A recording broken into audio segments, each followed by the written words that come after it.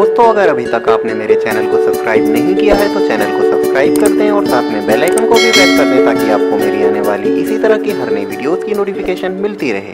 दोस्तों आज की वीडियो का हमारा टॉपिक है जॉइंट्स। हम जानेंगे जॉइंट्स होते क्या हैं, ये हमारी बॉडी में कहाँ कहाँ पर प्रेजेंट होते हैं और जॉइंट्स का मेन फंक्शन क्या होता है। इसके अलावा हम ये भी जानेंगे जॉइंट्स कितने टाइप के होते हैं, मतलब क्लासिफिकेशन ऑफ जॉइंट्स। तो वीडियो को स्टार्ट करते हैं। सबसे पहले बात करते हैं व्हाट आर जॉइंट्स। जॉइंट्स होते क्या हैं।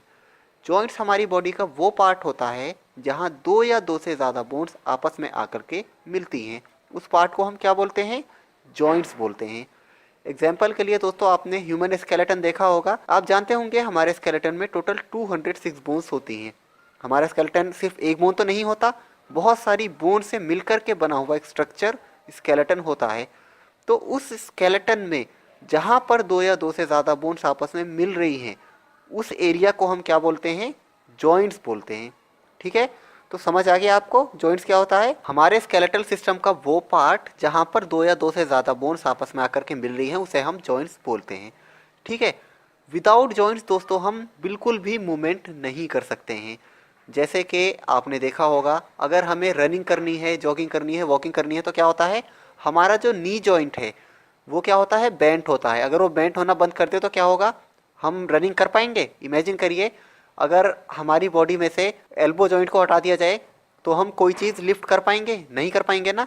हमारी पूरी बॉडी में से अगर एक भी जॉइंट ना बचे तो क्या होगा, हम एक स्टैचू की तरह हो जाएंगे, बिल्कुल भी मूवमेंट नहीं कर पाएंगे। जहाँ पर हम खड़े हैं वहीं के वहीं खड़े रह जाएंगे हम। ठीक है, तो ये है जॉइंट्स की सिग्निफिकेंस। जॉइंट्स हेल्प करते हैं हमारे मूवमेंट में। तो यहाँ तक हमने समझा जॉइंट्स होते क्या हैं, ये कहाँ पर प्रेजेंट होते हैं, और हमने ये भी समझा कि जॉइंट्स का जो मेन फंक्शन होता है वो हमारी बॉडी को मूवमेंट प्रोवाइड कराना होता है। हालांकि कुछ ऐसे भी जॉइंट्स होते हैं हमारी बॉडी में जो बिल्कुल भी मूवमेंट प्रोवाइड नहीं कराते, लेकिन फिर भी वो जॉइंट्स होते हैं। उनके बारे में हम वीडियो में आगे पढ़ेंगे। अब हम दोस्तों बात करते हैं क्लासिफिकेशन ऑफ जॉइंट्स। जॉइंट्स कितने टाइप के होते हैं। जॉइंट्स को मेनली दो बेसिस पर क्लासिफाई किया जाता है, on the basis of their structure और on the basis of their function और मोबिलिटी। जॉइंट्स तीन टाइप के होते हैं। अगर स्ट्रक्चर के अकॉर्डिंग देखें तो थ्री टाइप्स के जॉइंट्स के नाम हैं फाइब्रस जॉइंट्स, कार्टिलेजिनस जॉइंट्स और सिनोवियल जॉइंट। कुछ लोग सिनोवियल जॉइंट को साइनोवियल जॉइंट भी पढ़ते हैं।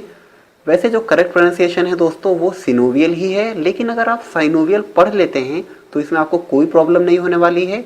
दोनों ही एक्सेप्टेबल हैं, सिर्फ आपको समझ में आना चाहिए कि कौन से जॉइंट के बारे में बात चल रही है। ठीक है, तो हम बात कर रहे थे स्ट्रक्चर के अकॉर्डिंग जॉइंट्स के तीन टाइप हैं, तीन कैटेगरी में डिवाइड किया गया है। क्या क्या नाम है इनके, फाइब्रस जॉइंट, कार्टिलेजिनस जॉइंट और सिनोवियल जॉइंट या साइनोवियल जॉइंट। इन्हीं तीन टाइप के जॉइंट्स को अगर हम फंक्शनल क्लासिफिकेशन के अकॉर्डिंग देखें तो इनके नाम चेंज हो जाते हैं। मैंने स्ट्रक्चर क्लासिफिकेशन के अकॉर्डिंग कुछ और नाम बताए हैं आपको, अब यही नाम फंक्शनल क्लासिफिकेशन में चेंज हो जाएंगे। फंक्शनल क्लासिफिकेशन में फाइब्रस जॉइंट को हम बोलते हैं सिनार्थ्रोसिस या इमूवेबल जॉइंट्स। ठीक है, उन्हीं जॉइंट्स की बात की जा रही है लेकिन उनके नाम चेंज हो गए हैं फंक्शन के अकॉर्डिंग। ठीक है, कार्टिलेजिनस जॉइंट को फंक्शनल क्लासिफिकेशन के अकॉर्डिंग हम बोलते हैं एम्फिआर्थ्रोसिस या स्लाइटली मूवेबल जॉइंट। इसी तरह से सिनोवियल जॉइंट को या साइनोवियल जॉइंट को हम फंक्शनल क्लासिफिकेशन के अकॉर्डिंग बोलते हैं डायआर्थ्रोसिस या फ्रीली मूवेबल जॉइंट्स। ठीक है दोस्तों, तो ये मैंने आपको एक ही टाइप के जॉइंट के अलग अलग नाम बताए हैं। एक नाम बताया है मैंने स्ट्रक्चर के अकॉर्डिंग और दो दो नाम बताए हैं मैंने उनके फंक्शन या मोबिलिटी के अकॉर्डिंग। मोबिलिटी मतलब वो किस तरह से मूव करते हैं, उनमें जो मूवमेंट होती है वो किस टाइप की होती है। ठीक है, तो ये सारे नाम आपको ध्यान रखने हैं। ऐसा नहीं है कि आप एक नाम ध्यान रखेंगे और एक नहीं रखेंगे, क्योंकि कई बार क्या होता है एग्जाम में एक नाम दे दिया जाता है और आपको दूसरा वाला नाम पता है और आप समझ ही नहीं पा रहे हैं कि कौन से जॉइंट की बात चल रही है। ठीक है, तो तीनों नाम आपको पता होने चाहिए। अब इन तीनों टाइप के जॉइंट्स को हम डिटेल में पढ़ लेते हैं। सबसे पहले बात करेंगे हम फाइब्रस जॉइंट्स की। फाइब्रस जॉइंट्स जैसा कि मैंने आपको पहले बताया, इसके दो और नाम हैं सिनार्थ्रोसिस या इमूवेबल जॉइंट्स। जैसा कि नाम से ही पता चल रहा है इमूवेबल मतलब इनमें बिल्कुल भी मूवमेंट नहीं होता है, ये कंप्लीटली इमूवेबल होते हैं। फाइब्रस जॉइंट्स जो होते हैं दोस्तों उनमें बिल्कुल भी कैविटी नहीं होती है। कैविटी का मतलब है स्पेस। दो जॉइंट्स के बीच में बिल्कुल भी स्पेस नहीं होता है, वो ऑलमोस्ट एक दूसरे से टच हो रहे होते हैं। जो फाइब्रस जॉइंट्स होते हैं वो एक दूसरे से फाइबर से कनेक्टेड होते हैं, जिसकी वजह से इनमें मूवमेंट बिल्कुल भी नहीं हो पाता है। इस टाइप का फाइबर होता है जो कि डेंस कनेक्टेड टिश्यू होता है। ठीक है, फाइब्रस जॉइंट के अगर एग्जाम्पल की बात करें तो सबसे अच्छा एग्जाम्पल होगा सूचर जॉइंट्स। सूचर्स कहाँ प्रेजेंट होते हैं? ये होते हैं हमारे स्कल में।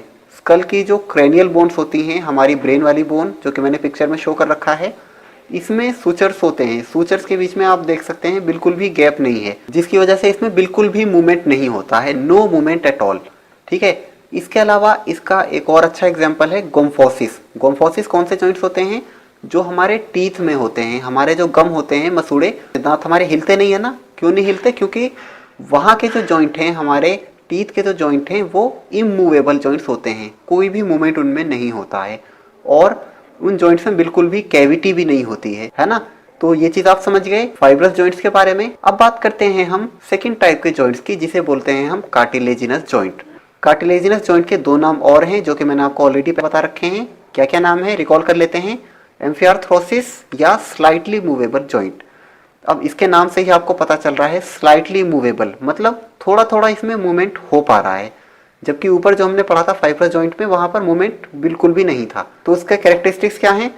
सबसे पहला, इसमें थोड़ा सा मूवमेंट हो जाता है, पॉसिबल है इसके अंदर थोड़ा सा मूवमेंट। दूसरी बात, कार्टिलेजिनस जॉइंट्स के बीच में थोड़ा सा स्पेस होता है, कैविटी होती है उनके बीच, जबकि हमने ऊपर पढ़ा था फाइब्रस जॉइंट्स में बिल्कुल भी कैविटी नहीं होती, वो एक दूसरे से ऑलमोस्ट टच हो रहे होते हैं।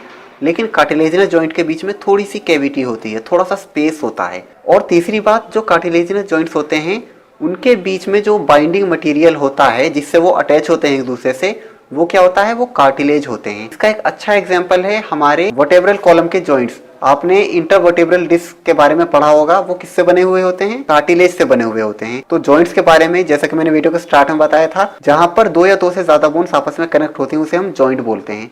तो हमारा जो वर्टेब्रा है उसमें बहुत सारी छोटी छोटी बोन्स होती हैं। उन सभी बोन्स के बीच क्या प्रेजेंट होता है? कार्टिलेजेस प्रेजेंट होते हैं।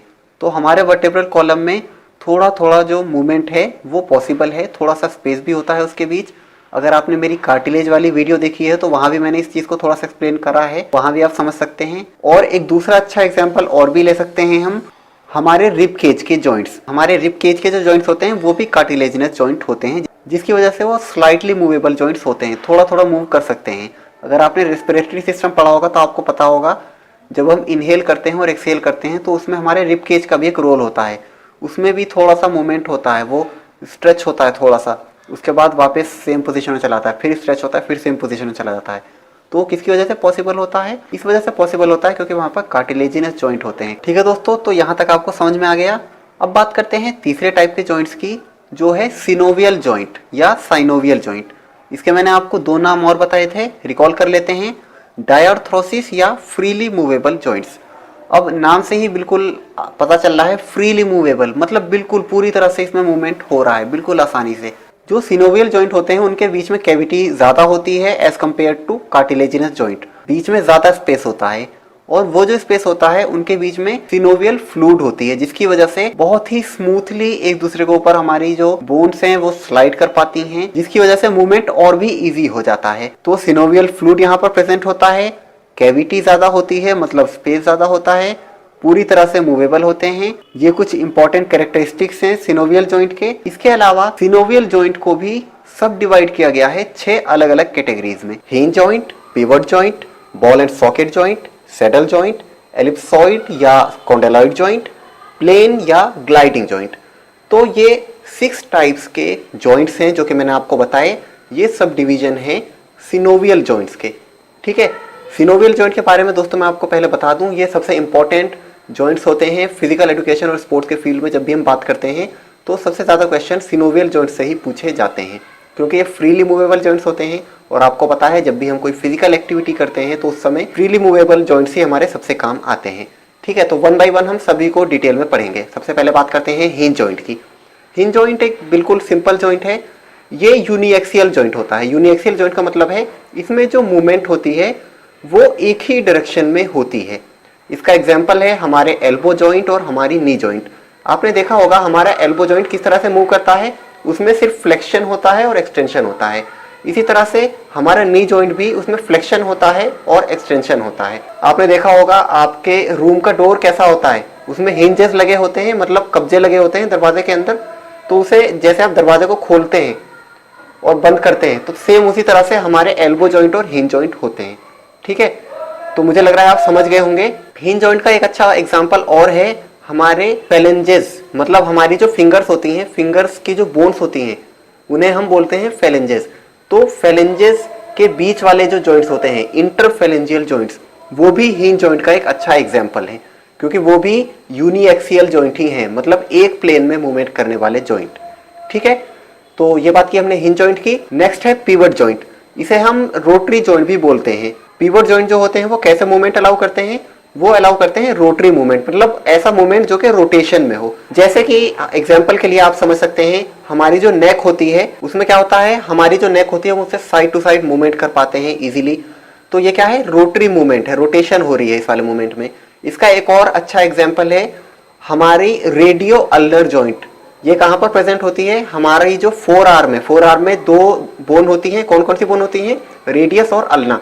अब रेडियस और अल्ना का जो टॉप वाला पार्ट होता है जिसे हम प्रॉक्सिमल बोलते हैं, और जो बॉटम वाला पार्ट होता है जिसे हम डिस्टल बोलते हैं, तो वहां पर रेडियस और अल्ना बोन जहां पर अटैच हो रही है उसे बोलते हैं हम रेडियो अल्नर जॉइंट। उसमें क्या होता है, रेडियो अल्नर जॉइंट में आपने देखा होगा सुपेनेशन प्रोनेशन हमारे फोर आर्म में इजीली हो जाता है। वो किसकी वजह से होता है, वो होता है पिवट जॉइंट की वजह से। तो इसके मैंने आपको दो एग्जांपल बताए हैं, एक हमारे नेक वाले जॉइंट, जो हमारे सर्विकल अपर के जो दो सर्विकल जॉइंट्स हैं, इनकी वजह से हमारे नेक में रोटेशन हो सकता है। तो ये एक इसका एग्जांपल हो गया। दूसरा एग्जांपल मैंने आपको बताया है हमारी रेडियो अल्नर जॉइंट्स, जो कि कहां प्रेजेंट होते हैं, हमारी फोर आर्म में होते हैं, जिनकी वजह से कौन सा मूवमेंट हो पाता है पॉसिबल, जिनकी वजह से हमारी आर्म में सुपेनेशन और प्रोनेशन वाला मूवमेंट पॉसिबल हो पाता है। ठीक है, तो अभी तक मैंने आपको बताया हिंज जॉइंट के बारे में, मैंने आपको बताया पिवट जॉइंट के बारे में। अब नेक्स्ट आता है ball and socket joint. Ball and socket joint, जैसा कि आपको नाम से ही पता चल रहा है, एक सिलेंड्रिकल बोन होती है जिसका जो एंड होता है वो बॉल के तरह होता है, और एक सॉकेट होता है जिसमें वो जाकर के फिट होती है। ये जो जॉइंट होते हैं बॉल एंड सॉकेट जॉइंट, ये सबसे ज्यादा मूवमेंट प्रोवाइड करते हैं हमारी बॉडी में। फ्रीली मूवेबल जॉइंट्स में भी अगर सबसे ज्यादा मूवमेंट को अलाउ कोई जॉइंट करता है तो वो कौन सा जॉइंट होता है, वो होता है ball and socket joint. Ball and socket multi axial movement provide करते हैं। ऊपर जो दो जॉइंट्स मैंने आपको बताया, हिंज जॉइंट और पिवट जॉइंट, ये कैसे मूवमेंट प्रोवाइड कर रहे हैं, ये यूनिएक्सियल मूवमेंट प्रोवाइड कर रहे हैं, मतलब एक ही एक्सिस में इनके मूवमेंट हो रहे हैं। जबकि बॉल एंड सॉकेट एक ऐसा जॉइंट है जहां पर मल्टी एक्सियल मूवमेंट हो सकते हैं, पॉसिबल है मल्टी एक्सियल मूवमेंट। ठीक है, इसका एग्जाम्पल है हमारे शोल्डर जॉइंट्स और हमारे हिप जॉइंट्स। हमारे शोल्डर में जो जॉइंट्स होते हैं वो कैसे जॉइंट होते हैं, बॉल एंड सॉकेट, जैसा कि मैंने आपको पिक्चर में शो कर रखा है। तो आप शोल्डर की हेल्प से क्या कर सकते हैं, शोल्डर की हेल्प से आप फ्लेक्शन कर सकते हैं, शोल्डर की हेल्प से आप एक्सटेंशन कर सकते हैं, शोल्डर की हेल्प से आप रोटेशन कर सकते हैं, और इसके अलावा जितने भी मूवमेंट्स होते हैं सारे के सारे मूवमेंट हम अपने शोल्डर से कर पाते हैं। हम अपने हिप से भी सारे मूवमेंट कर पाते हैं, रोटेशन वाले मूवमेंट हम कर सकते हैं, हम फ्लेक्स कर सकते हैं, वेस्ट को हम एक्सटेंड कर सकते हैं। तो ये सारे के सारे मूवमेंट किस वजह से होते हैं, क्योंकि यहाँ पर ball and socket joints present होते हैं। ठीक है, तो ये तीसरे टाइप के जॉइंट के बारे में मैंने आपको बता दिया है। अब आते हैं नेक्स्ट जो जॉइंट है हमारे, वो है सैडल जॉइंट।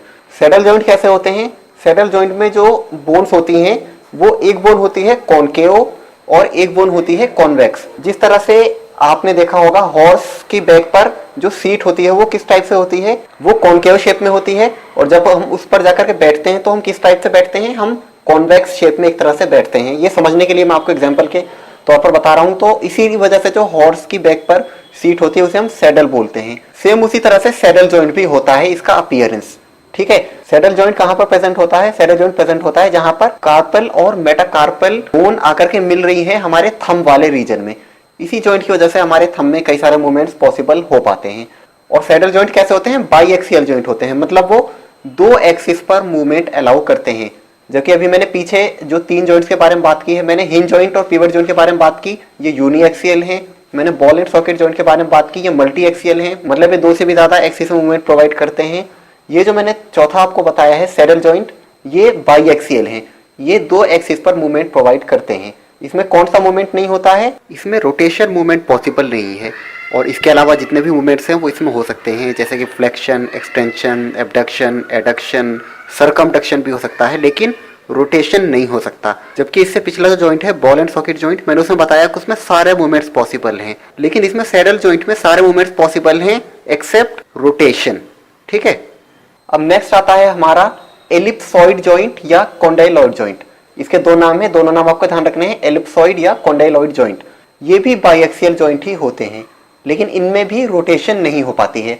अगर इनके अपीयरेंस की बात की जाए एलिप्सॉइड जॉइंट की या कॉन्डाइलॉइड जॉइंट की, तो कैसे होते हैं देखने में ये बॉल एंड सॉकेट जॉइंट की तरह ही होते हैं।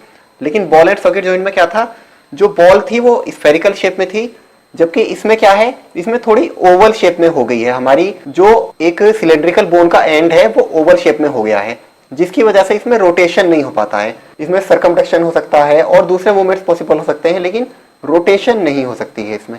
इसका एग्जाम्पल है हमारे रिस्ट के जॉइंट। रिस्ट में जो हमारी रेडियो कार्पल जॉइंट होती हैं, मतलब हमारी रेडियस और हमारे कार्पल के बीच वाले जो जॉइंट्स होते हैं वो कौन से जॉइंट होते हैं, वो होते हैं एलिप्सॉइड जॉइंट। ठीक है, तो ये आप समझ जाएं, एलिप्सॉइड जॉइंट या कॉन्डाइलॉइड जॉइंट। नेक्स्ट आता है हमारा और लास्ट है प्लेन जॉइंट्स या ग्लाइडिंग जॉइंट। प्लेन या ग्लाइडिंग, नाम से ही पता चल रहा है, ग्लाइडिंग मतलब एक दूसरे के ऊपर इजीली ग्लाइड करने वाले, फिसलने वाले, या प्लेन मतलब प्लेन, उनका सरफेस प्लेन है। ये कहां पर प्रेजेंट होते हैं, कार्पेल या टार्सल। जैसे कि हमारी एंकल की बोन्स, हमारे रिस्ट की बोन्स, उनके बीच में जो जॉइंट्स होते हैं वो कैसे होते हैं, प्लेन होते हैं, एक दूसरे के ऊपर इजीली स्लाइड कर सकते हैं और सरफेस भी उनका बिल्कुल प्लेन होता है। तो एग्जांपल मैंने आपको दो बता दिए हैं, कार्पेल बोन जो कि हमारे रिस्ट में प्रेजेंट हैं और टार्सल बोन जो कि हमारे एंकल में प्रेजेंट हैं। ये बिल्कुल प्लेन होते हैं सरफेस इनका और इजीली एक दूसरे के ऊपर स्लाइड कर पाते हैं, जिसकी वजह से हम इन्हें ग्लाइडिंग जॉइंट भी कहते हैं। ठीक है दोस्तों, तो ये 6 टाइप्स के मैंने आपको सिनोवियल जॉइंट्स बताए हैं। सिनोवियल जॉइंट दोस्तों क्योंकि बहुत इंपॉर्टेंट टॉपिक है, फिजिकल एजुकेशन में इससे बहुत सारे क्वेश्चंस बन सकते हैं, इस वजह से सिनोवियल जॉइंट्स पर मैं अलग से थोड़ी और डिटेल में एक वीडियो लेकर के आऊंगा। इस वीडियो में मैंने आपको जॉइंट्स के टाइप बता दिए हैं और मेन पॉइंट्स बता दिए हैं जो कि आपको जॉइंट्स के बारे में पता होने चाहिए।